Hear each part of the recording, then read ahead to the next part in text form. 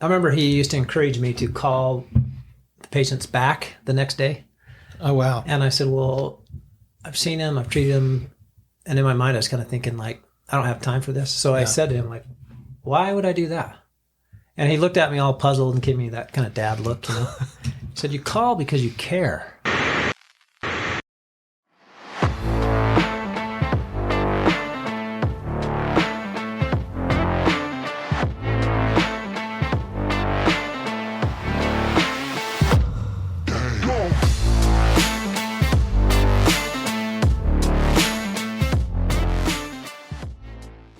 Welcome back to the Beyond Net Worth podcast. We have J.R. Martin, my childhood mentor, next door neighbor. Yeah, thanks for coming on. Hero. Oh, that's awesome. J.R. Martin has a double master's degree in health promotion, medical science, and a certification as a physician's assistant from Midwestern University. He's worked in pediatrics, orthopedic surgery, and 9 years in emergency medicine. He created a solution to the frustrating healthcare industry with Alive and Well, which is the company he runs today. And we're just excited to have you, man. So I'm excited to be on. Thanks for inviting me. This is good news. I love it. Yeah, no, it's good. So, where do you want to start, Ben? We can maybe a little about the company. I think, tell us overarching view of Alive and Well. Maybe don't give us all the deets, and then we can go back to the start. So tell us maybe where you are now in a nutshell. Then let's go back on your history, like kind of how everything started for you and how you got here today. Okay. So where we are, based here in St. George. Okay. And now we have companies and businesses in northern Utah, Idaho. We have some people scattered about too, like Washington, Nevada, Las Vegas area. And we started with 10 original members. Wow. And I can tell you more about that if you want sometime. Yeah. And now we have about 2,680, I think, members. Wow. So that's been fun. And it's been just kind of a fun journey. And we're direct primary care. So meaning you pay the provider, and a provider being like a nurse practitioner or a physician assistant or a physician for your care. And that's kind of the name of the game, to try to just make it simple, easier, affordable. We added what's called a health share. Mm-hmm. And we realized that the direct primary care could do a lot of the small stuff. Like we were talking about, one of the providers coming over to stitch, was it your wife's foot that was spurting about the room? Yeah. And that's great. But what about the big stuff, like heart attack, stroke, cancers, all these things you worry about or that might happen. So we created an account to pay for the big stuff, meaning we just modeled other health shares that have been successful, Christian healthcare ministries, and there's a number of them out there. And we decided to call it Big Stuff Health Share. And that's been so rewarding too, because things cost money. Like we get that, Yeah. Like heaven forbid you get cancer. The chemo costs a certain amount of money. The tubes that it runs through cost money. The bed, where you stay, all of that costs some. But how about we just find out how much it costs? And I'm all for profit. Like I want the surgeons, the doctors, the staff, everybody to make a good profit. Right? And makes life happier. But why don't we just find out how much things cost and then pay for it? Just pay cash for those things. Absolutely. And we have one just rock star lady, Dory Beaumont, that runs the health share. And she does it about, part-time or 3/4 time. Uh-huh. But we're talking about managing all these people, right? Yeah, 2,000 people. It's one person. Wow. And everything's been paid within 2 weeks or ahead of time. Wow. And I I've never had this before, but she called me and said, "Hey, guess what? What? You're paying me too much." You're kidding. Yeah, that's what I said. I thought she was kidding. What a class act. And I Jeez. said, "What are you talking about? You are like, when I work in the emergency room, you're doing the work of like 10 or 15 billing people, you know?" Wow. And she said, "I know, but I do not want to work full time. Like if I can't cut back a little bit on the payment." She said, "And plus it's kind of a sacred account. I want to keep all that money for medical stuff." So instead of us meeting monthly about her getting paid more, we fight over her. She's fighting to be paid less.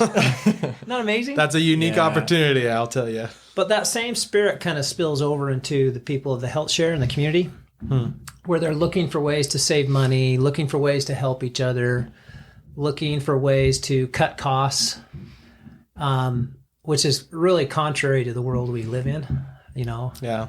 So anyway, that's been fun.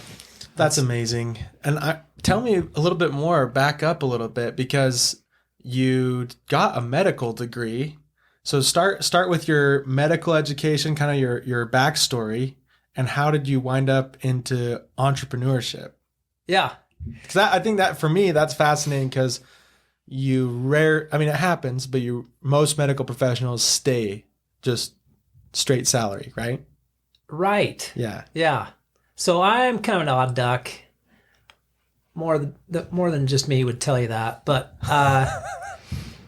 I was older when I went to PA school. Okay. I was 33 years old. And I graduated with a bachelor's in exercise physiology. I actually got a minor in chemistry. And then I stayed at BYU and got a master's in health promotion.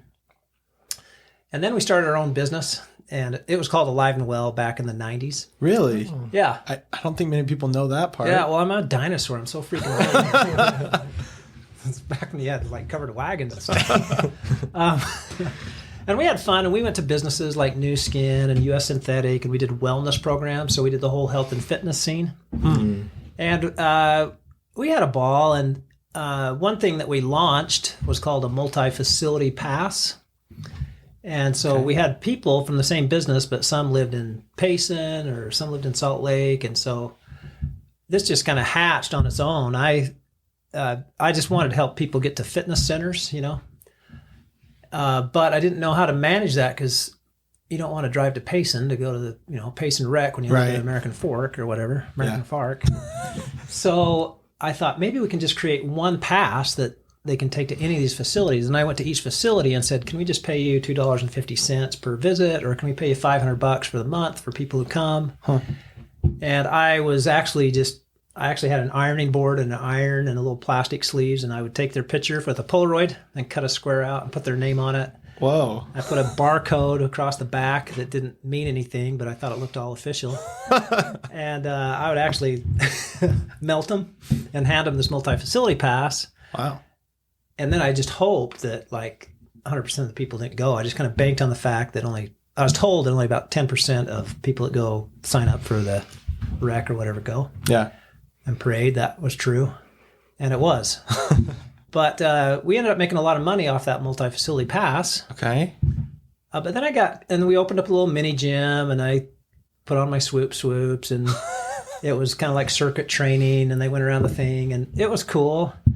But I started thinking, like, I'm 30 years old, and I don't know, at 50 years old, if I want to be wearing my swoops, or if I want to expand this or what. And I was always intrigued by medicine. Mm-hmm. So I kind of had two routes to go. Like, I could go the whole sales route, or I could go the medical route. But I thought I was really just wanted to learn more medicine-wise. Yeah. And so I thought, what a great opportunity. So we had 3 girls at the time. Then Bailey, our 4th, came along while we were out in Arizona. Became a PA. And then I spent, like 9 years in the emergency room, a year in orthopedics, 3 years in family practice, and a year in pediatrics, actually. But I always had kind of, you two probably felt the same way, just an itch to like, I just wanted to try something. And I wasn't sad. Like, I loved working in the emergency room. Right. And I loved that whole community and all that interaction. But a couple of things started to bug me. One was I would keep track of what I'd get paid in the ER. Right. It started out about $40 per patient. Because I would just simply take the patients that I saw and how much money hit my account at the end of the month and figure out how much I'm making per patient. Right. Because I was paid in a formula per patient. Oh, Okay. really? So, and they would tell me all these things like, well, now you're going to get paid by RVUs. I'm like, RVUs, like I'm going to drive a motorhome to work with? Or, they're relative value units, and it's based on the acuity and kind of what 9921, level of visits and how many questions are asked. And, Wow. and I realized we're getting, like, I'm really being paid by insurance. And and then our friend down the street, Dennis Levitt, Yes. Legend. asked me to look at, he was going to making a transition from teaching seminary.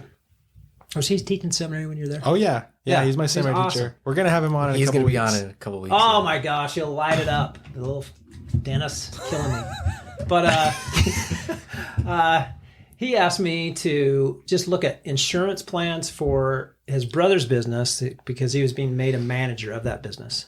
Right. He was switching from seminary to corporate. Yeah. Maybe not corporate, but as a executive for his brother. Yeah. What year was this? This was like 2012-ish Yeah. or 13 maybe. Okay. Yeah. Does that sound about right? Yeah. Around in there? Yeah. Holy Knorrsy, that's a long time. So like 10 years ago. Yeah. Holy cow. Anyway, I'm Dennis's friend. I'm like, Dennis, I'm a PA. I don't know anything about insurance, but I'll do my best. I'll just like look at the plans. Right. So I looked at the plans, and in the end, they all seem to kind of be the same. Like this deductible might be higher over here, and you pay less premium. But if you pay a lower deductible over here, you pay a higher premium. Right. And then when you look at it all, you're like, no matter who you go with, you're going to be paying $1,200 per employee. Right. So pick whatever you want, you know? Yeah. Yeah. And about that same time, I just became aware that I love working in the ER, but my pay was going down. Like instead of making $40 per patient, Really? now I was making 36, and then I'm making 34, and then I'm making 32, and then I'm making Was your 28. annual salary going down? Yeah. Well, Based on- not my annual salary, but the and- amount I was getting paid per patient. Yeah. The So they're just RVs. cramming more patients through. Kind of. Well, in order for me to make it up, I had to see more patients. Yeah. So, yeah. And this was right when Obamacare came out, and we had all the this is like it was kind of like an insurance crisis, right? Yeah. And There's all it's- that going on. Yeah. So they're probably because of that increasing costs, or people not paying, and now they got to stretch the doctors more. It's like you said, the insurance companies are they're the ones who pay you. They decide how much you get paid, and Yeah. And speaking of that, I went to my box about the same time. It's kind of like a perfect storm kind of thing. And I kid you not, I picked out a check from Blue Cross for 1 penny for a patient that I saw. No way. That was my compensation In the ER? in the ER. Oh my gosh. And I just thought, that's just so generous. Insulting. 1 cent. That's just kind of crazy. Like it probably cost $35 to process that check, as far as number of people that it crossed Sure. their books and this, that, and the other. So I'm looking for a solution for Dennis. I'm thinking about the 1 penny for the compensation. I'm kind of looking at my compensation going down as far as per patient. Right. Yeah. I'm also thinking I'm pretty sure healthcare costs aren't going down. And I became aware that the average cost was like $1,500 to $2,000 for patients that I treated in the Yeah. ER, Wow. Because you know how it is. It's you're pretty much going to pay $500 or more for walking into the ER for whatever. Yeah. So I just thought, where's all that money going? I'm nothing but grateful, but it's kind of crazy, isn't it? That I'd be getting paid $28 and $2,000 is going other places. And I get that there's a building and all these other things to take care of. But then I started to question, well, why are you here? Kind of put up or shut up, Yeah. right? Yeah. And I thought, well, a couple of reasons. I really like the Coke machine that's free across the hall, and the cheese, and especially the cheese sticks. And I also thought, shut up, Martin, you're getting paid as well as any physician assistant that I know of, and you only have to come like 12 shifts a month. So why don't you quit being Mr. Sour Pants and be Mr. Happy Pants and just work? But I was still kind of bugged. Yeah. And I was still looking for a solution for Dennis. Oh, and I also realized what else I'm going to do. Like, I don't know where else to work. Yeah, where would you go? But then my aha was I looked around the room and I realized all the tools I use, like the otoscope, the handful of medications, the sutures, the materials. Like I didn't have to come there for what I do. Like there's tons of specialists beyond my brain cells that use all kinds of stuff.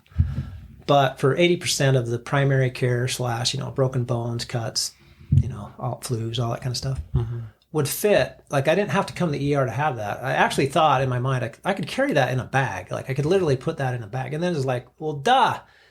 Your dad, who was an MD in American Fork, used to have a black bag and carry his tool. I remember as a kid following him around and going to people's homes. And then I remember watching the Brady Bunch and 2 doctors showed up to... That's a big influence. This is Brady. And I thought, what happened to that? Like, where did that go? Yeah. And then I thought, well, why don't you just... for Dennis, I thought maybe Dennis can just pay me to come to them instead of them having to come here to see me. Like, just turn it around. Yeah. Bring your black bag. They can call me or text me for their medical needs. So I bought another phone and put a rubber band around it. I had 2 phones, one for my personal and one for my business. And Tracy's like, there's an app for that. And I'm like, oh, I didn't know that. But anyway, that's how it started with those 10 people. Yeah. And when they first... They're all members of Bosch. Yeah. Kitchen supplies. Okay. And Dennis like, okay, here's our new benefits plan. And they're like, da-da-da, here's JR. And they're like looking at me like they wanted to beat me up kind of. Does he even have a medical license? Because his truck's not that nice. And what is he going to do for us? But after they're able to call or text, and then I'd go to their workplace to take care of them. And Dennis's cost went from about $1,200 a month per employee to like $300 or $400 per month per employee. Wow. Because they just got a catastrophic plan. And at that time, they paid me $50 per employee per month. Mm-hmm. And I said, well, I'll do whatever. Yeah. And anyway, that's how it all started. Well, that's what's so amazing about the business. It's like the perfect solution for another business. And like when my father-in-law was working for Cargo Glide, I mean, that was like, it's so expensive to provide health benefits. And so it's like a win-win because as an employer, you want to be able to provide good benefits for your employees. Yeah. But it's like when it being that much, it's, it's hard to do that, especially if you're a little smaller. So it was a perfect solution for them where you're able to come in and provide like that, those little healthcare visits or the primary stuff. And I don't even know if the employees had to pay at Cargo Glide back then. Like, because you have plans now where employees they pay a portion and the employer pays a portion. Yeah. Yeah. And we have everything across the board. Some of them pay the whole amount for their employees. I think Cargo Glide was paying the whole thing. That was it was just they were paying the employee portion too. So, and then some do half and half, or some have them just pay a bit, or just kind of depends on the employer. Yeah. But awesome. Yeah, it's been fun. That personal touch is what I love the most. There's something just awesome when you can go to somebody's home or their place of business, and it kind of takes out the whole stuffy feel. And I also think it turns the whole equation around. Like, I think there's a lot of people that may feel this way, that they are there to serve the medical system. Like somehow, like it's such a privilege for them to be able to get in the medical system. And I don't know if you ever feel that way, but like, hard, sit there, see you in an hour, a little bit like, but it really ought to be, the medical system ought to be honored to serve, ought to be the way it is. And it's more intuitive, right? Yeah. Because like I look at, you looked at your dad or, other old fashioned doctors where they would do house calls. Yeah. And I think that's what makes more sense. Like for us, I mean, I can say, when we got a boo-boo growing up on your street, we Yeah. would call you, right? Yeah. And so it's like, my wrist is busted, or someone has maybe a scratchy throat. It's like, call JR, right? And so not only is it a great service, but it's more intuitive for the patient. You don't want to go lay. I remember when I got my appendix out, I was laying on the emergency room floor because I couldn't sit in a chair. So I was just laying on the floor of the waiting room, waiting for them to let me in, So Oh yeah. it's that like, makes you feel nice and good. it's a small example, but Yeah. it's like, I know if someone else has something similar, like they can just call Alive and Well to come to them. And I feel like your dad was probably a huge influence with that, right? Oh, he was so great. I remember he used to encourage me to call the patients back the next day.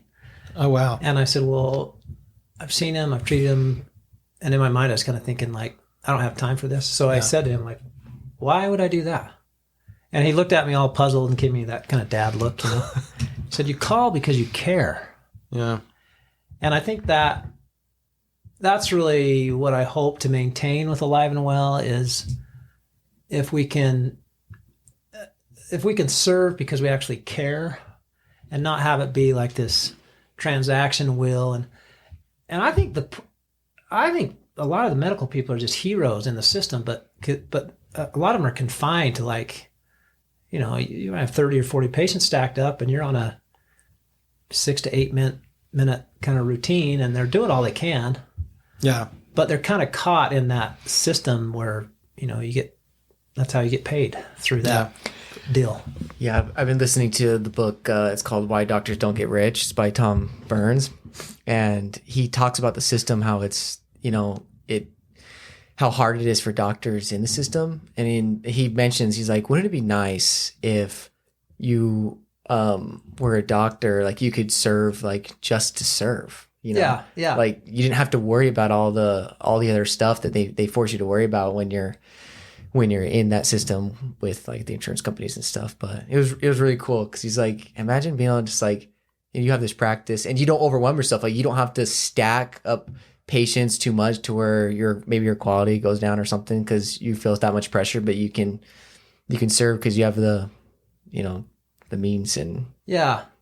In my dad's obituary, he wrote his own obituary towards the end because you could see what, There wasn't much That's life- cool though. life Not many in the tunnel. people get I that. know. He wrote a couple of funny things. One is he did not want to do the whole funeral potatoes lunch thing after.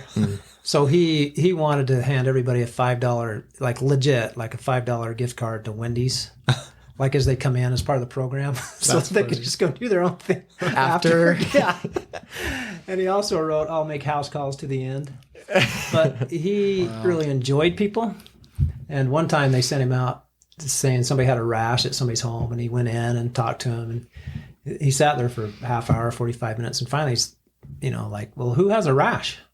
And they're all, I don't have a rash. Do you have a rash? I don't have a rash. Do you have a rash? And anyway, he was in the wrong house. Oh my God. But he just enjoyed people. Yeah. The mission thing. That's funny. All right, well let's see the rash. Do you have a rash? I don't have. Do you have a rash? I don't know. come on, show us the rash. Reveal yourself, Rash. It's like, I was hoping that would be private. Yeah. Other people around. Oh man, That's cool. So did you did you go back to be a PA because of your dad? Yeah, I felt really conflicted because I've always, I don't know why, my parents are still confused. Like, what is wrong with you? Because I just got this entrepreneurial gene Yes, Yeah, you do. the bug. somewhere, And, when you mentioned doctors, what's the title? Why doctors don't get rich? Why doctors don't get rich? Yeah. Couple of things. I was a bit of a screw up because I would think about hamburgers and other things in school, and I'm really not. I really wasn't very good at school. Period. Like I got by, but I have a double master's. All the degree masters now. were grit. It was just pretty much pushing grit. through. Like I had to repeat chemistry a couple of times, a couple of classes, and I ended up getting a minor in chemistry. But I wasn't, I wasn't book smart. Like. I have people around me that would learn it in 10 minutes what took me 10 hours. And I finally just realized that about myself. And I think there's other elements too. I think I have a fair amount of ADD stuff going on. And one of my buddies in PA school would sit next to me. He's like, you're pretty much good for 15 minutes and then you're clocked out already. And I'd be drawing pictures of stuff or business ideas or whatever, you know. But I think what I realized was, speaking of that moment, like I could have either gone down the sales route, and maybe I should have. Which in some ways you circled back to, right? Yeah. Because you really did have a lot of pivots that we should probably dive into, because there was whatever you were doing in your 20s. Which was Alive and Well, the fitness. No, that was after, right? Oh. What were you doing in your 20s? I got my master's. I was about 25, 26. Okay. And then I did the Alive and Well thing. So you for about 7 years. So you got like okay, so you did do like just basically school first, probably work side jobs and stuff while you're going through school. Yeah. Then the first version of Alive and Well, and then you did a medical pivot where you pivoted out of business into a medical salary. Yeah. Then you pivoted back into a business. Yeah. So I think that's very unique, where you may not see that many pivots. You might see someone that pivots out or then out of one and into another, but then to pivot back again is pretty cool. I think that's worth noting, because you went back to PA school at 33. I mean, did you feel like, oh, what am I doing with my life? Like, I'm going back to school this late. Did you ever feel like, oh yeah, I bad felt about like it? A weenie. Like my poor wife's like, oh, I thought I was going to marry a doctor, and he's like, didn't get into medical school, and now he's got this entrepreneurial screw up, and everyone's probably thinking, well, he doesn't know what he's doing with his life, and oh yeah, and I believed in you. Thanks, man. Yeah. I remember when I got to I ended up going to Arizona at Midwestern in Glendale, Arizona, and I had a new truck, but I couldn't afford the lease on the truck. And I remember I didn't have like $40 to put the truck on a lot somewhere to like sell it. Oh wow. And that was another moment, and I was just like, what is wrong with you? And I've never felt like that poor before. But it was I don't even know why I'm telling you that story, but it was fine, but I could see the writing on the wall too, because I had another 2 years of PA school. And I should back up a little bit. Another reason I applied, I'd forgotten about this. When I had the mini gym, I wanted to do cardiac rehab, but I didn't have the credentialing. Like I wasn't a PA or nurse practitioner or a doctor. So for 2 years, I had applied to get the credentialing. So I'm sending them all this stuff, I'm sending them my Eagle certificate, and they're not thinking that's going to work. And I thought, well, in 2 years, you could have become like a provider. You could, are you going to keep applying for stuff, or do you want to just become a provider? So that was a motivating force. And then I applied to the U, and I didn't get accepted there. So I went back to ask them. And they said, well, we kind of just felt like you're just doing this as a stepping stone in your own entrepreneurial career. Really? And I was like, oh man, I didn't want to be that transparent. Little did they know they were right. Yeah, but then I got not disillusioned, but I went to work in enterprise. I remember that. All that stuff. And I really enjoyed being a PA, Yeah. And so that entrepreneurial side kind of just went away for a while. Well, I mean, it's always been a part of you, though. I don't know if I've told you this, but my first ever networking event, I was fresh home from my mission. I was doing like very basic level stuff, and I just barely made my first business card. And JR's like, come with me. We got to go do this. I got, he was jumping at this point. He had jumped in with both feet from being a medical professional to he was all in on Alive and Well. And so I think he definitely inspired me, brought me along, kind of lifted me up. And I think that says a lot in business about, givers gain, right? Yeah. Bringing people along with you, I think is a big part of what you do. So no matter what the bottom line is, you always give more than you receive, I think. And so that's probably been a huge motivator for you, It's been awesome. Yeah. That I was behind Big Ben's moving truck the other day, and it looked like so legit, like a big business. And then I thought, no, it is a big business. So to see what you've done in such a short period of time is inspiring to me. And the whole, just the faith and the hope and the let's give this a whirl in the entrepreneurial world, I think it just makes life fun. I still remember going on the orthopedic floor and waking people up early, like 4 a.m, so that I could get to BNI by 7:30. Yeah. And I'm waking people up like they're trying to recover from surgery, right? I'm like, hey, Mrs. Jones, how's the knee feeling good? Okay. See? And I finally thought, well, first of all, that's rude. Like, the worst thing you can do probably is wake people up when they're trying to sleep that have just healed from surgery. So thanks for that, Martin. And then Still on the fumes. It was totally So selfish, anesthesia. like it's not about me, it's about them. Like, so then I had to choose. And I remember leaving at 7:30 for BNI, networking group, leaving my job to go to BNI on this hope that we could make it, like leaving this secure, cool job to do that, and thinking, wow, this is crazy sauce. But having that hope that it would work out. And so far, so good, Yeah, That's no, awesome. It's really, really, really cool. And at that point, you were, I mean, you already had all 4 kids. You were just taking the leap. And I think that was never going to go away from you. Correct me if I'm wrong. I feel like you always had that entrepreneurship fire in you, and it wasn't going to go away. And so you said, look, now's my chance. I got this lead. I'm just going to take it to the end. And you're still going strong. And I mean, you could maybe, did you ever look back? Do you have any regrets, or has it kind of been like never look back type of thing? I think the biggest point of no return was when I was in the ER. I had that kind of aha, you could fit it into a bag. Yeah. I had this small opportunity with Dennis, and I think the biggest motivator was at that time, I think I'm a dinosaur now. I was a dinosaur then. Like I was 47 maybe. And just thinking, Martin, you don't have that many years left. Like you're getting closer to retirement all the time. And I remember thinking, like, you can either stick it out here and change your attitude and be glad, or you can go for it. But if you go for it, you don't want to piddle around. Right.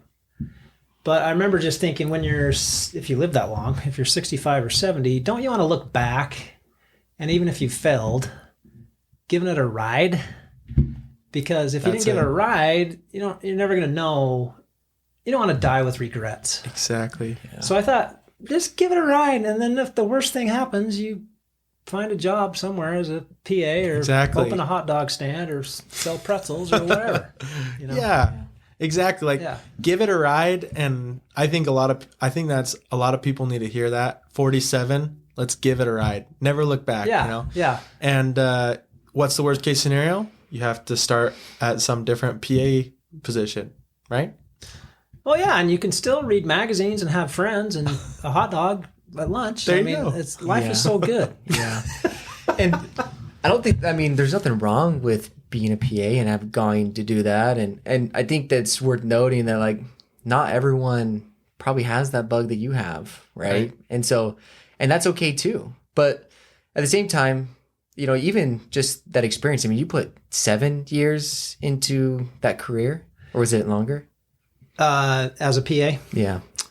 Yeah, so let's see. At least a decade. I think you said. So it was long, because 47, you went to school at 33. Probably about 13 years or so, yeah. So, I mean, what do you think about if you wouldn't have done that and you developed this great skill and this service, and then like it brought you down the path you are now, even though you ended up leaving the system and basically disrupting an entire industry and starting a business, and are still growing and innovating in that business. I mean, what would have been different if you would have been like, okay, well, I'm an entrepreneur, and you just kept trying to find things? Do you think like you're better off now because, you went and you learned something and you followed that? Or like, is there any regrets, I guess what I'm saying, with going to PA school at all? Where you could have just started a business before? I think on a personal note, I think I needed that for whatever reason. Like that education I got during PA school just filled my soul. And even though it was hard and we were broke, and my wife, on the other hand, probably wished she married the neighbor across the street who's awesome, has a steady job, 9 to 4, comes home and wipes sleepy booze out of his eyes, and then takes off and does family stuff, Whereas I come home scraggled at 7 and still thinking about work. And so that whole family side, I think if I would have been content, like sometimes I just wish, what is wrong with me? Like being a PA is cool and so meaningful, and use that energy of trying to create this, create that, focusing on whoever's in front of me and help them out. Cause that relationship is awesome. Like I miss that a lot. Like it kept me kind of at home base for a long time, because I didn't want to transition to running a business. Yeah. Because in the PA world, you kind of hate the business guys because they're trying to ruin your life and boss you around, And as a PA, that relationship you have, that people's health, and you're on the front lines. Concerns. You're the hero. Yeah. And my dad used to say, "Welcome to the front lines," when people would help him out. And I kind of carry my dad's. That was a struggle for me, because neither my mom and dad were like, "Oh, what's wrong with JR? Like, why doesn't he just, do his thing?" So, well, being a medical professional, you're the technician in the business. It's such a high-paid technician that people rarely want to pivot out of it, right? Yeah. So, and be the operator or the CEO or whatever. Right. And so maybe how did your peers react? Like, did they hop on board and support you, or did they give you some backlash? Like, what are you doing, undercutting this? Or, you obviously have some medical people that are on your staff now. How was that? Initially, one of my supervisors in the ER said, "You've committed financial suicide, and you won't be."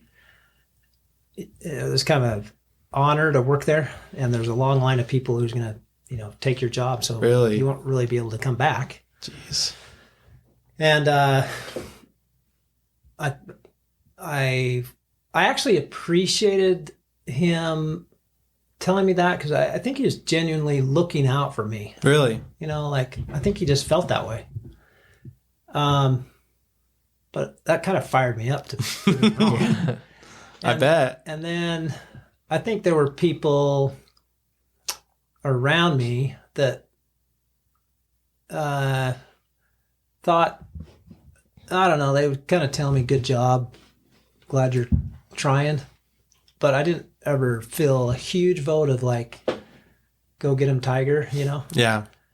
And I'm not going to lie, there was about 3 years where my income was like half or even that of what we were making. That's notable. 3 years? Yeah, at least. And so that was kind of rough. That was hard family-wise, because, you're working all the time and you're making half as much, and then still kind of wondering, like, is this going to work? Wow. But it's a lot of pressure. In hindsight, it paid off. Yeah. Yeah. It's a lot of pressure with the family. Like you mentioned, like, it's like, oh, well, my wife would have probably rather had, me been the doctor, stable job, can come home after work, not worry about anything. And there's a lot of pressure on a lot of sides. And then like the financial pressure, because we feel like we need to provide. Yeah. And you don't want to give that up, or you don't want them to, I don't want to say suffer, but it's like, hey, can we cut our income in half and cut our lifestyle in half? Is that okay with you? And she's finally, my wife's fantastic, She stood by you. She did. But she'd tell you, I didn't sign up for this. Like I thought I was marrying a doctor. Yeah. But to her credit, she's been supportive and been there to help along the way. And so Absolutely. That's made it fun. The whole Martin family's amazing. Next door neighbors man. growing up is a good time. Goffertons are amazing. Those good times. Yeah. Well, take some grit. I feel like now's an appropriate time to talk about the Iron Man story. Oh yeah, that is something that I think a lot of people should hear.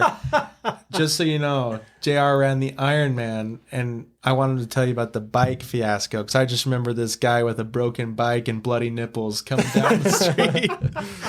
I've heard bits and pieces through the grapevine of this. So I'm excited to hear the actual story. So, 2010, it's the first time the Iron Man came to St. George. And it was kind of one of the nurses in the ER actually said, I'm signing up for this. Why don't you sign up for this? And so it was just kind of her taunting me. But the bike trail went right by our house, right by our subdivision. Yep. And I thought, why not give it a whirl? So I didn't know anything about biking. I was a terrible swimmer. I had done like one or two little mini triathlons, and I'm not kidding you. There were times I was the last one out of the water. Like one time I thought, I'm about in the middle of the pack, but what had happened is they released the women's thing after the men's, like 15 minutes later, they were all catching up. So there's to me. tons of people behind you. Yeah. They were in a different race. Yeah.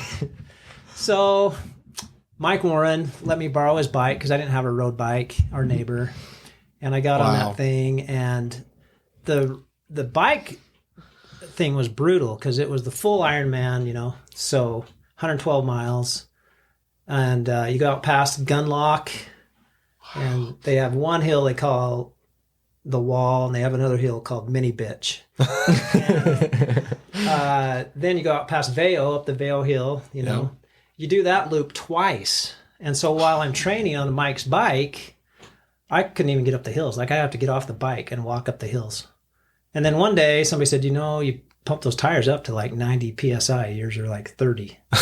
And I was like, oh crap. And then it got a little easier about halfway through training. That helped. And then my sister-in-law brought me her bike that had more gears. And I let it sit in the garage. And then my wife said, that's rude. You're not even using her bike. And I said, well, okay, I'll give it a try. Talked to Dr. Owen. He said, yeah, I use this other bike. He said, but I'd actually add a couple more gears on it. So I added a couple more gears, ramped up for it. I remember on the ride out, a guy in the bus said, that I didn't know, said, one thing's for sure, something's going to happen that you weren't even planning on in the Ironman. Just plan on the unexpected. Interesting. So that was kind of cool. But anyway, I got in the water with the little wetsuit. That whole event is just so cool. When they shoot the cannon and Wow. you feel like you're in a mixer somewhere with all the people swimming over and under and on top of you. And Art Montanesi let me borrow his little hood. So that was kind of cool. That kind of helped me stay focused. And lo and behold, I got out of the water so much faster than I thought. I'd actually trained quite a bit in the water because I was so scared that I wouldn't make the cutoff time. Yeah. Or just even get out of the water. And I got out, and I was actually kind of in the top third of the people, I think. Wow. And then I got on the bike. I was so stoked. I snuck a cell phone in. I go, Tracy, I'm on the bike. I'm feeling good. And got to the top of the Hurricane Hill. That's kind of by the DMV and all that stuff. Yeah. And my tire just stopped, frozen.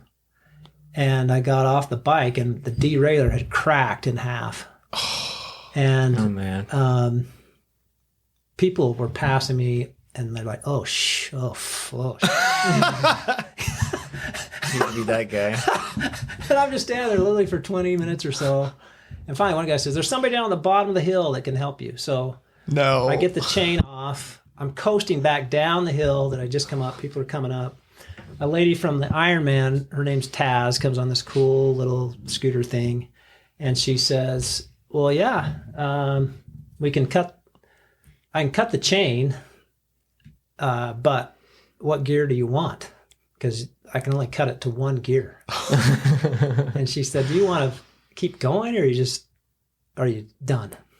Wow. But I had made a commitment to just to keep going until they pulled me off the race. That was kind of my mantra. Because I figured you can keep going. Like, they'll let me know if I don't make a cutoff time. Wow. So anyway, I said, cut the chain. She cut the chain to 1 gear. Right in the middle. I said, right in the middle, because I don't want to spin out too much going down. I need something on the way up. And I had to stand up on the hills and stuff. And people would say, save your energy. I'm like, I've got 1 gear. But I was fortunate enough to make the cutoff times. Wow. And my sister-in-law was in the weeds at one point with this cool fiber chrome bike. But we found out along the way that you have to finish the race with the bike that you started on. Like, you can't swap out bikes. And so she pulled up beside me and said, take this bike. You're never going to finish on that bike. I'm like, no, gears are for sissies. I don't need your bike. But a lot of things happened. My seat snapped. I had to switch out some screws in it. Anyway, it was a long day. And then you have to run a marathon after that. It's 26.2 marathon. Yeah. They never pulled you off. I've made the cutoffs, and I started at 7 in the morning and finished like 11:08 at night. At midnight, that's the last cutoff. But it was a great learning tool for me because I am not a stud athlete like you guys. I'm kind of I'm kind of chubby, and I'm not that. I always thought I was a good athlete till I kept telling my coaches how good I was, but I could never really show that on the court. But he's being modest. But He's an Iron American Fork Hall of Famer and an Iron Man. Right. But what I did learn, this was my take home from all that, is I think a lot of entrepreneurship just comes down to like deciding what you want to do and being willing to have once you make the commitment, just having fun actually with that commitment, as hard or as easy as it might be, but just keep on it, like keep going to BNIs, keep telling people about your business, keep spreading the word. Like there's so many obstacles that you're not going to be aware of that come up, or things that break, or things you don't expect. But if you have I'm just going to keep hanging in there until I get pulled off the course, or no quit. Yeah, just keep going. I think that's what makes it fun. That's honestly inspiring, and I think it's a good metaphor, right? Because you did all your prep work, you did your training, you were ahead on the swim, which was your weakness. Yeah. And then your bike breaks, something totally out of your control. And that's a lot like running a business, is like you're going to have the highs and you're going to have the lows. Oh, yeah. And you cannot quit. You just have to say, I'm going until they pull me off the course, right? That doesn't mean that you don't, evaluate sunk costs and things like that, but it means that your overarching goal, you keep with it. So I think that's awesome. You guys could probably answer this. What part of the business is the bloody nipples? What would you relate? I had the bloody nipples today, actually. Like, you know how it is. Like, some days, just like the wheels just came off. Like, we had this major account that would have been like 400 plus employees, and I got a call of like, we probably gonna go a different direction and just self-fund. Jeez. And I'm like, whoa, there's a bloody nipple. And then dealing with people and employees is challenging, Yeah, has its challenges. And so today it's been one of those days. But I can tell you, another exciting thing I think for me is you can really see the Lord's hand in the process. I remember I was down on my luck, like maybe this was the third bloody nipple, maybe I have 3, but like there's literally like $300 in our account, and it's towards the end of the month, and I literally was sitting there at the desk thinking, all right, Heavenly Father, it's been a good ride, but I got to feed my family, and so maybe it's time for me to pick up a job and do what I can. And I got a call from one of our members and said, hey, JR, I want to pay for my membership. I'm like, well, Russell, you've already paid for your membership like a year in advance. I know, but I still want to pay for it. How do I do that? I'm going to bring in my membership. I'm like, well, okay. Well, I'm in the parking lot. Where are you? And he came up and he wrote out a check for $1,000. And he had no reason to do that. It's crazy. But it was one of those, gifts moments from those tender mercies where it was just enough to get us by. And I think that's what's exciting too.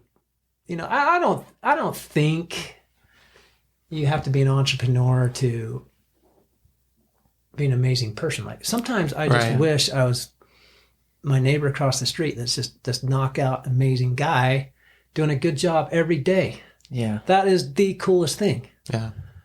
But I do think it's important to just recognize God's hand in all that we do, no matter what we're doing. Yeah. That's kind of what makes, and I think it makes it fun too, because when you realize it's really not up to you, like there's only so much you can do. And I think you just have to get flat out lucky sometimes too.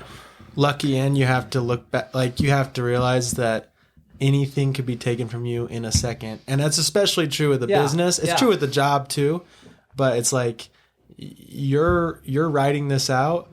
You're staying on the race course as long as you can, and hopefully you get to the finish line, because you know, it's not up to you. Like you could get wiped out by things out of your control at any time. So I think it's good to recognize God's hand, and I think you can see it. You believe in it going forward, but it's really when you turn around and look at all the miracles in the past. Oh yeah, that's when you really see God's hand, because you believe in the miracles to come, but they haven't come yet, and then you can see them in the back, in the rearview mirror, a lot easier. So that's a good thing to bring up. Point for sure. Yeah. No, it makes me think of. I'm glad you actually mentioned that, Ben, because I was talking about it today, and I mentioned it on our first podcast. And there's risks being employed. You could put in, you know, I mentioned my uncle, like he put in 20, 30 years and was a phenomenal manager at this company and did a great job. And he was just getting close to like vest in some benefits or something that they had lined up. And so they canned him. But those risks are in owning a business too. Oh yeah. Right? And you have those same risks. And so, yeah, it's just being able to fight through them. So maybe another question is, if you can answer it, maybe it's not even answerable because it's probably just unique to everyone's situation. But it's like, how would you know when it's time? Let's say you started something, and you had that break. I mean, there was, you know, maybe the Lord wanted you to keep doing what you're doing, and there was people you need to bless because of it. But what if that didn't come? Would that or how do you know when, okay, maybe I need to pivot and this business isn't it? If that's possible. That is a great question, because it's easier on the Iron Man, right? Like they tell you you're done. Yeah. But where's the Iron Man guy that taps you on the shoulder like, you're not cutting it. Didn't make the cutoff. You owe the IRS back taxes for years.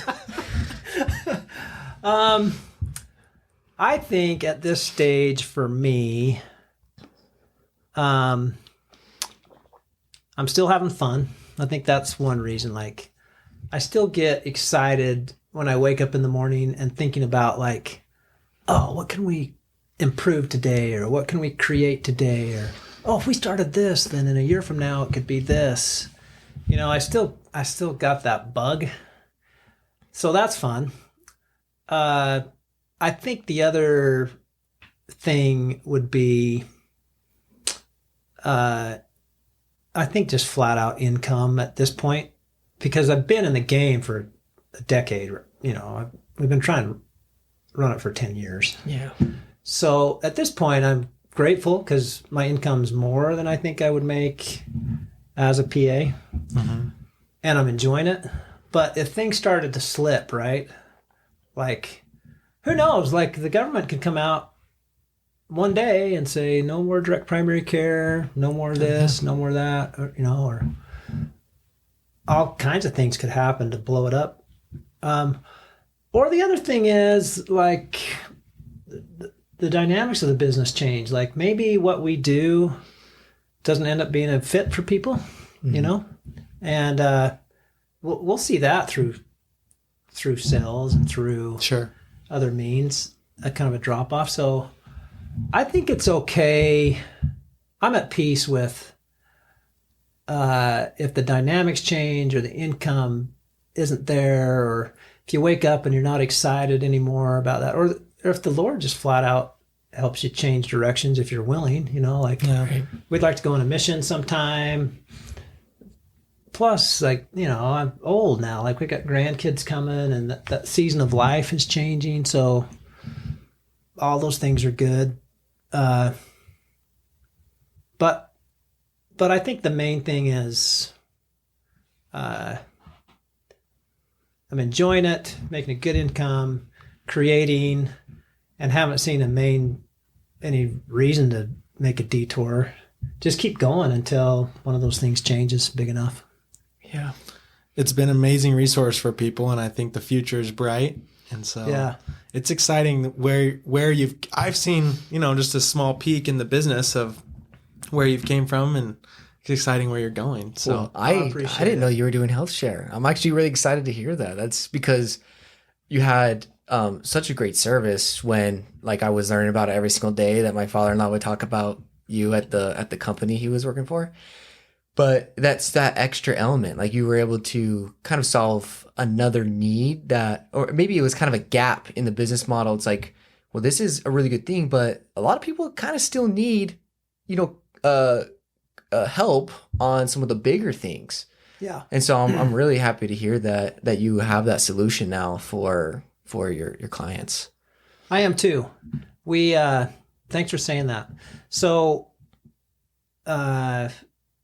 every bill has been paid, and within 2 weeks of the time it happens. wow. Yeah. And a lot of them are paid in advance.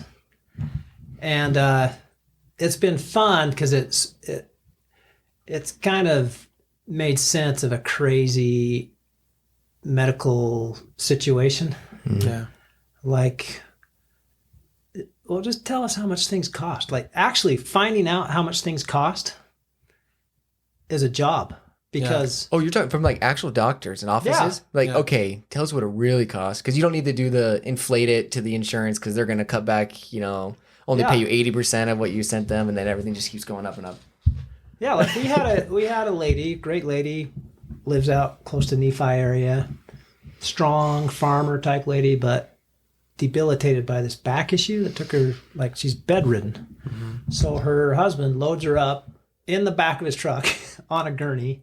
Oh my we got the gosh. MRI, and we saw this little area on her S1 nerve root, and actually took a picture of it on an iPhone, like screenshot, and said, well, you just go up and talk to the surgeon and show him this picture and just say, you think that this crazy PA said this seems to be the problem, and he's going to say, oh, I'm the surgeon, but at least have him explain why she can't walk and see what he says. And so he literally pushes her into his office on the gurney, shows him the screenshot, says, I'm told this needs surgery. And the surgeon says, well, I could do it, but you can't afford it. And this guy's a farmer guy, right? Yeah. Mm-hmm. And he's kind of said, I was offended. He said, well, why don't you think I can afford it? He said, well, you don't have insurance. And he said, well, I have money, and I have this health share. Yeah. And he said, well, you still can't afford it. And he said, well, how much is it, to the doctor? Mm-hmm. And the doctor says, I have no idea, but you can't afford it. So the farmer calls. Hey, how much is the doctor's fee? It's like $3,500. Hey, surgical center, how much can I pay you? It's like $2,500. Hey, anesthesia. Yeah, like he called 4 or 5 people himself, just calling them. Yeah. Probably rotary dial in Nephi, I don't know. But anyway, it ends up being like $18,000. Mm-hmm. Plenty of money in the health share, Send him a check. He pays them. Surgeon made as much as he would have made if it had gone through insurance or whatever. Right. Yeah, if not, like, he got his cash early instead of waiting who knows how long the billing cycle is. It's a really long time. That's for sure. But it's an interesting situation because most of the people, like when I worked in the emergency room, I didn't know how much, I didn't know what everybody's charging for what. Right. Because it's not, I'm just going there to stitch people up, Mm-hmm.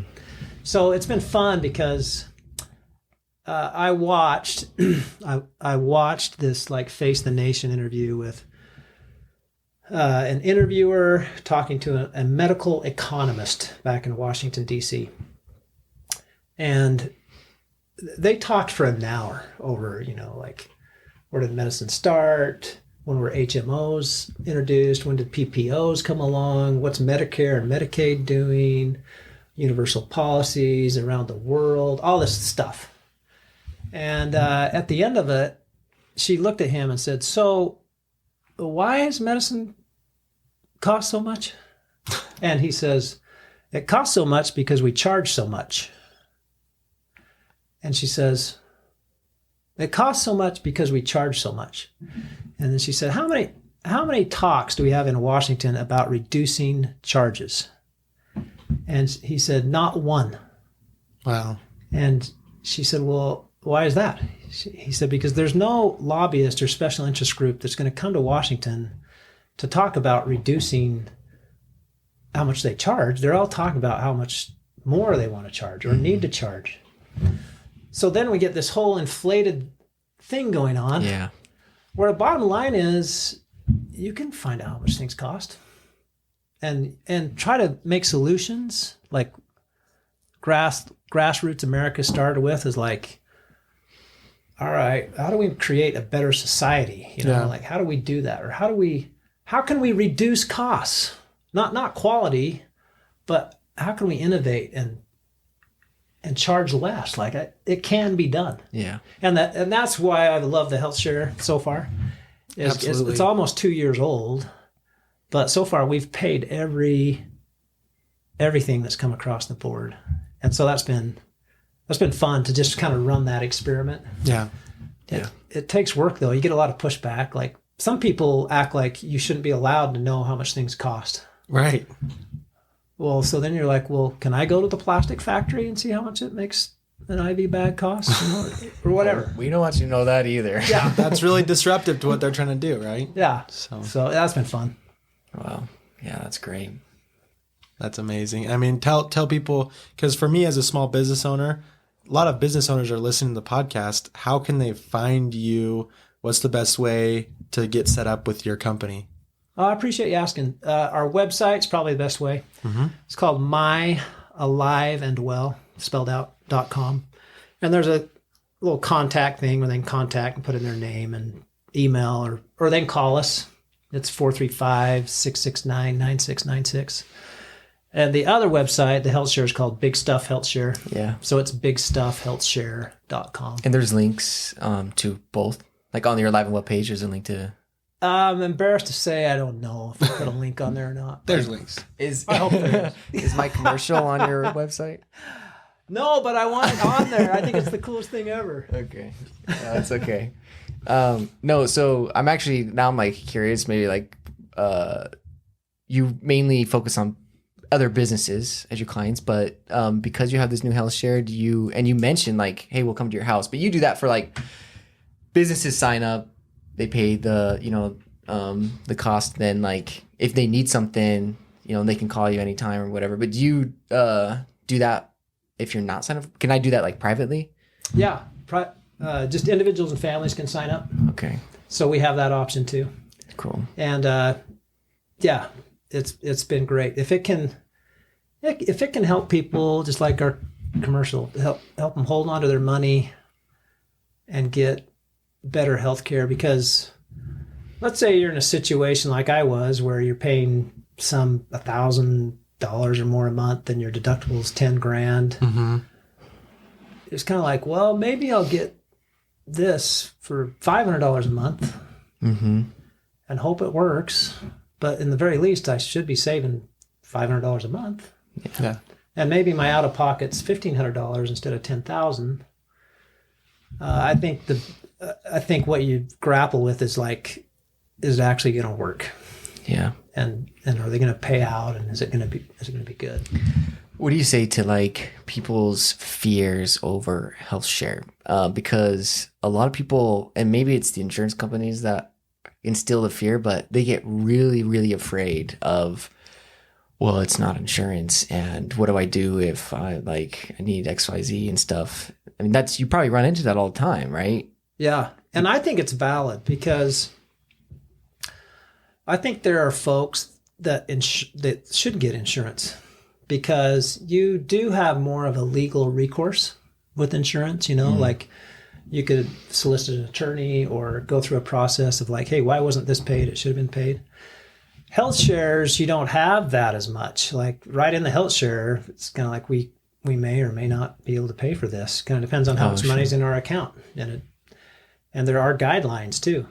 Right. And there's another argument of like, well, great health share. You take all the healthy people and insurance takes all the sick people. That's not very fair. Yeah, and that's how they get around, because you can't, like pre-existing conditions, you can't, what do you call it? Discriminate against. Yeah. You can't, that's with insurance, but this isn't insurance. Health shares, you can technically, I don't want to use that word, but you can pool healthy people. Yeah. In health share. Yeah. And so you've had like people upset at you for that? Yeah.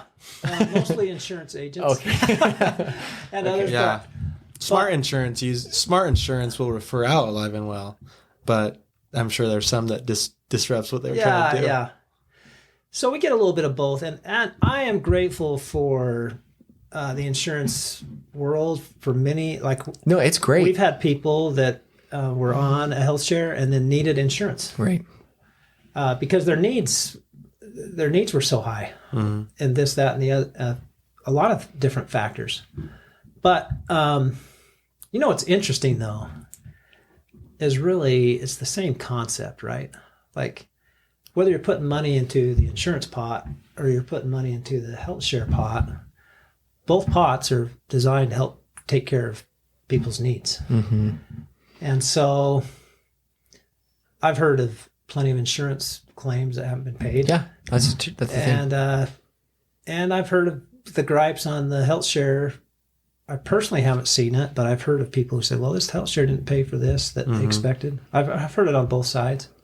But that's one aspect that I really am enjoying about it is we want people that realize the risk with the health share and who are just kind of have that same mindset of like, I was there when I first signed up, like when Bailey broke her finger, I was like, okay, I hope this works. Mm-hmm. And it did, which kind of gave me more trust. And Dory especially has had some great conversations with people on that very same thing. And what's fun to me is they move from this, like, I got to get everything I can out of this pot to like, how do we preserve this for everybody else? Like you're looking out for each other. Mm-hmm. And we've had people return checks to us. Like that farmer guy I was telling you about. Yeah. He ended up overpaying him by like $250 or something. Wow. And the hospital was good enough to return it. And then he returned it to the health share. Wow. But it was in his name, What a good guy. And that kind of circles back to my dad. He told me that a farmer brought in a blank check for him to the clinic. Back in the day, it was $5 for the clinic visit, and it included everything. Your analysis, whatever, it's all $5. And he brought him a blank check and just said, fill out whatever the amount is. He trusted. And I think if we could create a community that's built on trust, like we are going to do the best we can for you, and everybody just trusts that and it works out. So I think for folks that just don't have that level of comfort, and I don't blame them. Like, I think some people have enough money.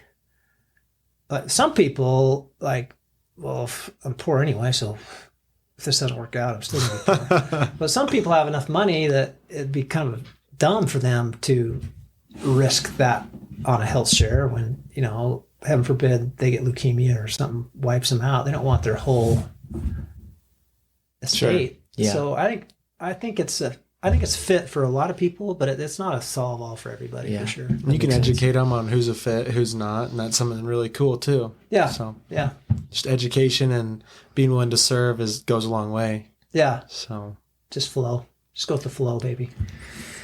Yeah. No, I think it's awesome. And like I said,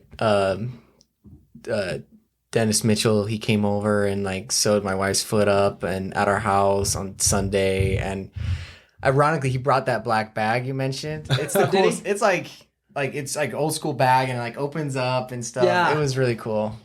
He went over to what's that place called that has all the cool Harbor Freight, Oh yeah. and he was all happy because he Oh. bought like the little plastic fishing cases that have Yeah. the little sections. Oh yeah. Tackle and box. tackle box, and he's showing me how all the medical equipment, fits in the sections. And so then I had to go get one, and so Sure. now we're all proud of our tackle boxes. Yeah. I mean those when you stitch someone Come a up, long they, way. Yeah. they look like fish hooks. Probably have some fishing supplies in there too. It's a lot. You got a tackle box in your doctor's bag. That's exactly it. Come a long way from dropping the trolling motor in the lake. Huh? I just had to mention that, didn't you? Yeah, I had to throw in the trolling motors. Gotta love it. Two of them actually. Just these memories burn in my mind. J.R. Martin dropping 2 trolling motors in the lake. The birds above his little house that we used to go see the birds and hope they wouldn't drop out of the nest. I'm still getting raspberries for me crying over the birds. Exactly. That's awesome. The church small legend. JR, give us one thing maybe that people could take away from something that you've learned as you've gone. You've had the highs and lows that you've really stuck with it, but tell us something that could apply to anyone in life, whether they're just working a nice job or starting a business. What's something that you would give as a principle to live by?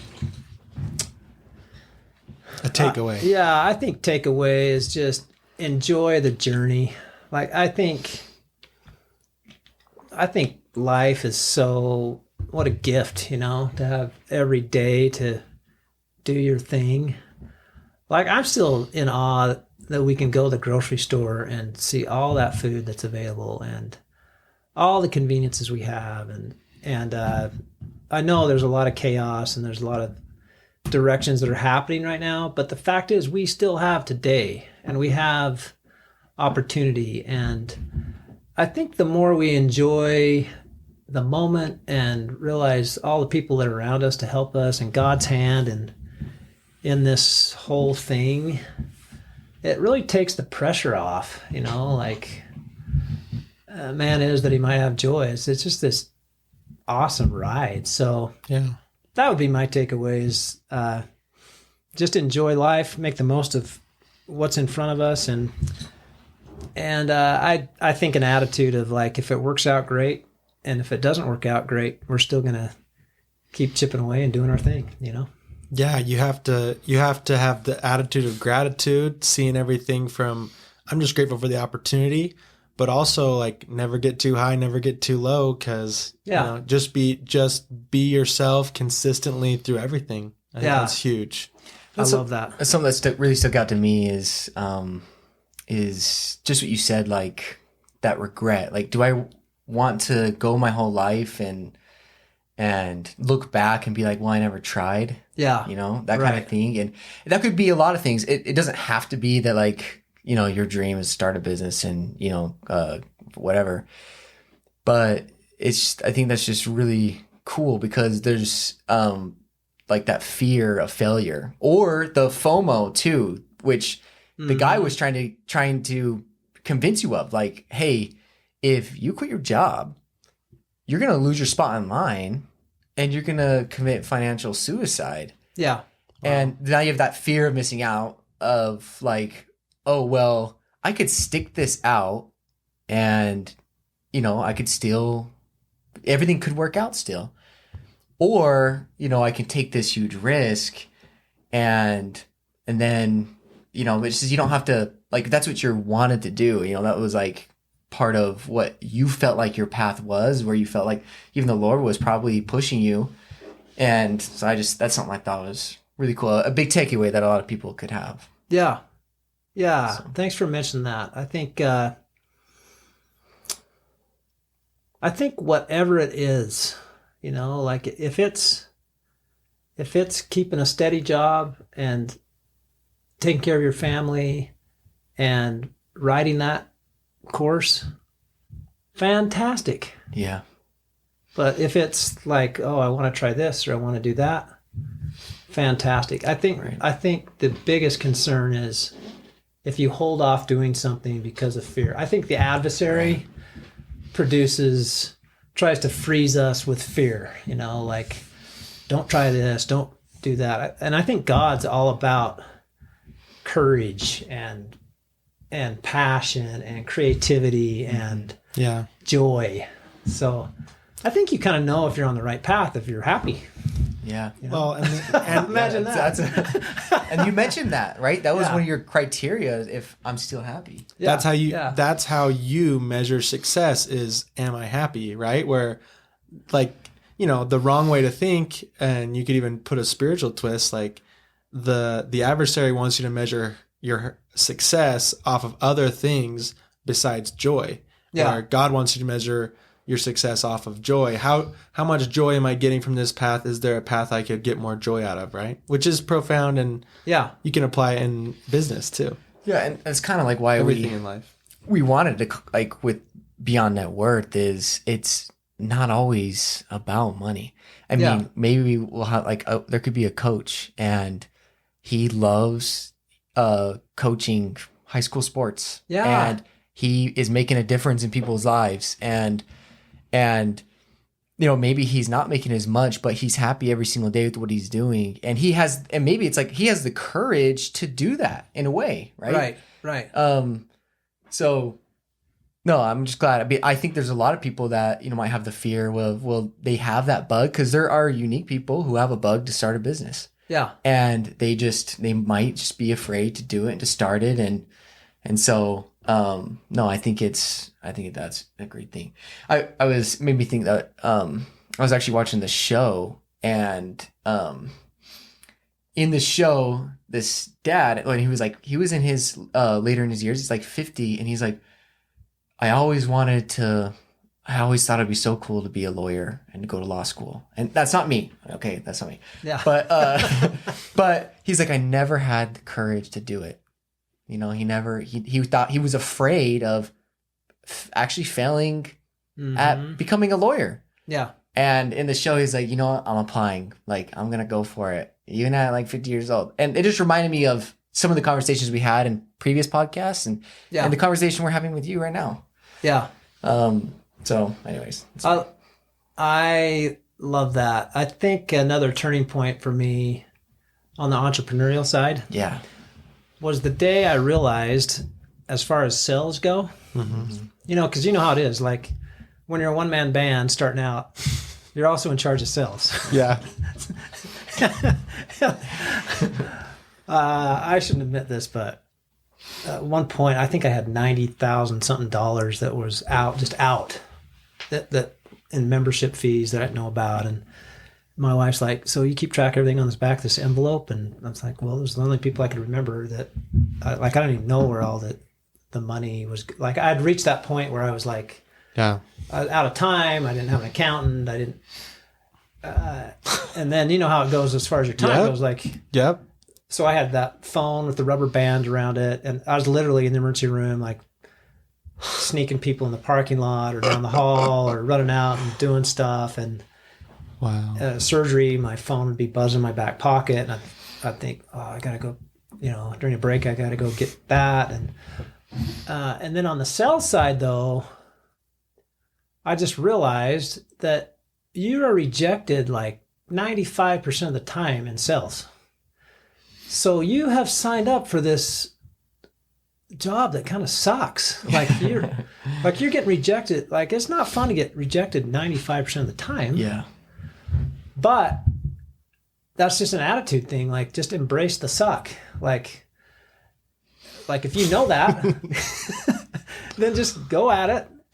You're looking for that 5% that might be interested.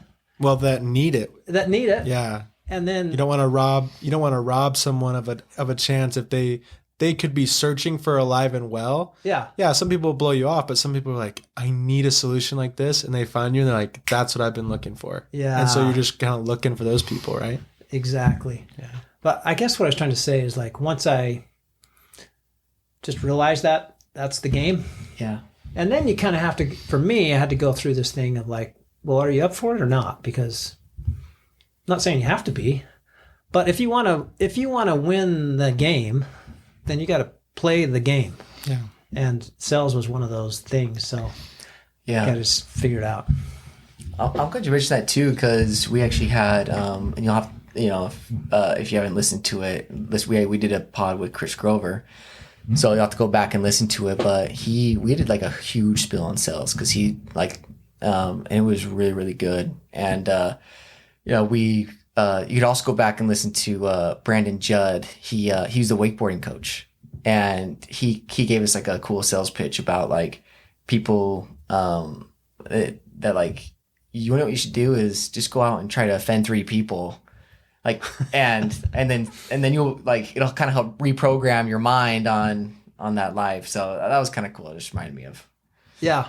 Embrace it. Recalibrate yourself to accept the rejection and then once you've been rejected, you get used to it. And then it's like, okay, I'm numb to this. I'm just looking for the ones that want it. Right. Yeah. And Chris was a good example of grit. Like he had some, like his thing, he was really successful because like he just door after door, like he just wouldn't stop. He just wouldn't, he just wouldn't get discouraged. And it was really cool. He went back down the hill in 5th gear. Well, you two inspire me really. Fear. That's what it was. Yeah. We were talking about fear. It was fear. Yeah. So once I got over the fear of rejection. Right. That's why I did that big long blah, blah, blah, blah, blah. Once I got over the fear of rejection, I was free. Yeah. Right? Because then you're not afraid of it anymore. It is what it is. But I think that's one of the things you have to kind of weigh out, because I don't blame people who don't want to sign up for that. Oh, 100%. Like, it's kind of insane, really. Like, I think it's insane if you don't want it bad enough. Like, when you mentioned like finding the person that it connects with. Right. And I think that's actually what kept me going in the business, is because I really felt like and I still feel this way, like it's a phenomenal fit. Not for everybody, but for some people who don't even know it. Yeah. Right. And so that keeps me going because I believe in it for those that it fits. So that keeps me juiced. If you believe in yourself and what you're about in your business, you're going to keep pushing through. I mean, you could apply it to like missionary work, like so many rejections, but like there's someone who's ready. Same thing with us. Like we have people in Utah who think moving's too expensive, but then we find someone who really needs it and they're like, you guys saved us. Like, we're grateful. And so same thing with this. It's like, they want this healthcare and they're looking for a solution that's like cheap, maybe it could cut their costs, save their business, keep their employees on board. They've been searching for it and they finally find it.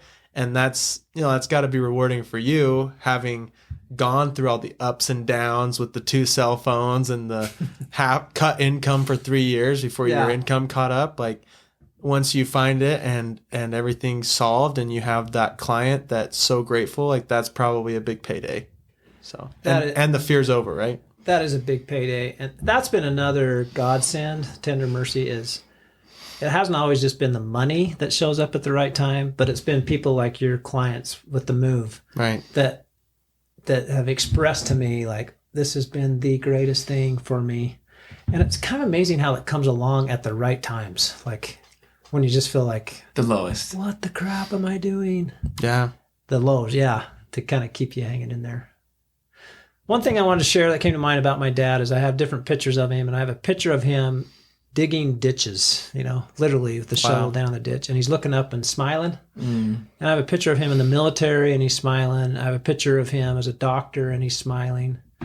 And I think that's another pass along, is I think wherever you are, whether you're in the ditch or military or a doctor, you're just the attitude of gratitude. I think that's a big, important thing. And I think that attitude actually helps either keep you where you are, because you're going to be happy every day, or helps move you at the appropriate time to the next thing, whatever it is. But I think, like in the emergency room, let's say that for me, if I had chosen to stay there, then I just needed to change my attitude. And that would have been fine, I think. I think I could have done that. But I just think it's that dang entrepreneurial bug that fires up. I don't know what's up with that. Yeah, it's almost like your dream or this vision for yourself, or I don't know, or whatever it is. Yeah. Yeah. It's a little bit of a high you're chasing, JR. Let's be honest. Rocky Mountain High. And I think your dad would be proud of you, because I think no matter where you go, it could be, a somber ER or a networking meeting, a church, wherever it is. I think you bring an energy and a positivity to the room. I think you lift people up wherever you go. So I think your dad would be proud that you got that gene. For sure. I felt the Thanks same for way. saying that. Yeah. I felt the same way the first time I met you.